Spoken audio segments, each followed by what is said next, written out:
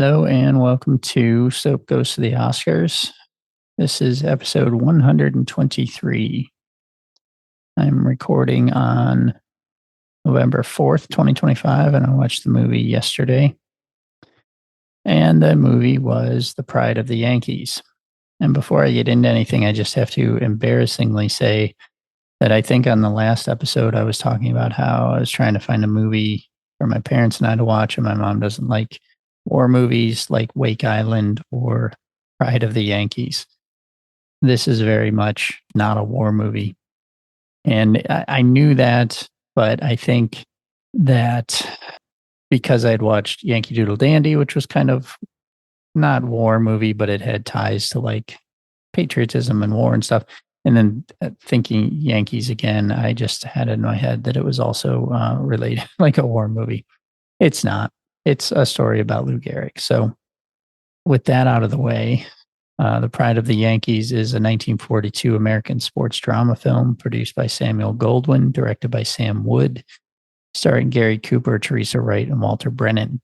It's a tribute to the legendary New York Yankees first baseman Lou Gehrig, who died a year before its release at age 37 from amyotrophic lateral sclerosis, ALS, which later became known to the lay public as Lou Gehrig's disease.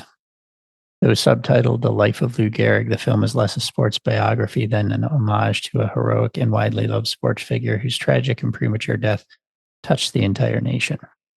Yankees teammates Babe Ruth, Bob Meusel, Mark Koenig, and Bill Dickey play themselves as the sportscaster Bill Stern. I did when Babe Ruth came on, I was like, wow, that really looks a lot like Babe Ruth. And I looked it up and it was, in fact, Babe Ruth. This was nominated for 11 Oscars. Editor Daniel Mandel won the Academy Award for his work on the film.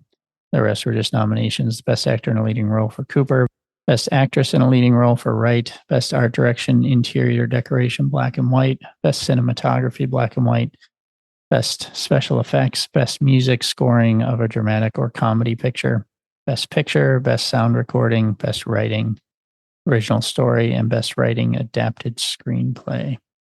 It's weird. The American Film Institute's 2008 list 10 top 10s, the top 10 films in 10 classic American film genres. The Pride of the Yankees was ranked third in the sports category. The film was also ranked 22nd on AFI's 2006 100 Years, 100 Cheers list of most inspirational movies. Gehrig was named the 25th greatest hero in American cinema by AFI in 2003. Screenplay by Joe Swerling and Herman J. Mankiewicz. Story by Paul Gallico. Produced by Samuel Goldwyn, William Cameron Menzies. Cinematography Rudolph Mattei. Edited by Daniel Mandel. Music by Lee Harline. Production company Samuel Goldwyn Productions. Distributed by RKO Radio Pictures. Release dates July 14th, 1942 in New York and August 18th, 1942 in Los Angeles. It had a runtime of 128 minutes.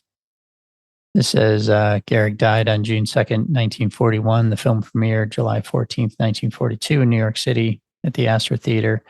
It was shown for only one night, only at 40 neighborhood theaters. Preceding the film was the premiere of an animated short called How to Play Baseball, produced by Walt Disney Animation Studios at Goldwyn's request. So my thinking, this was a war movie notwithstanding. I really like this movie. Gary Cooper, I mentioned in some previous ones, has sort of gotten to annoy me a little bit in that, not annoy, I don't know the right word, but he always seems to be playing the same character. And I have to say that he also seems to be playing that character in this movie, but applying it to Lou Gehrig. And maybe the characters he's playing are like this. You know, some of them are real life, like Sergeant York. Others maybe not. But they're all very similar, and that might just be the way Cooper plays things. And that's fine. It just started to, like, there was a couple in a row, and I was kind of like, all right, I get it. But this was just a good movie all around. So I gave it 4 stars. It was really good, and, you know, surprising that they got some good performances out of real sports figures as well. But, you know, maybe a little melodramatic at times, but considering what the end of the story is, it's not surprising. But yeah, that's, you know, very good. I guess I don't have much more to say about it.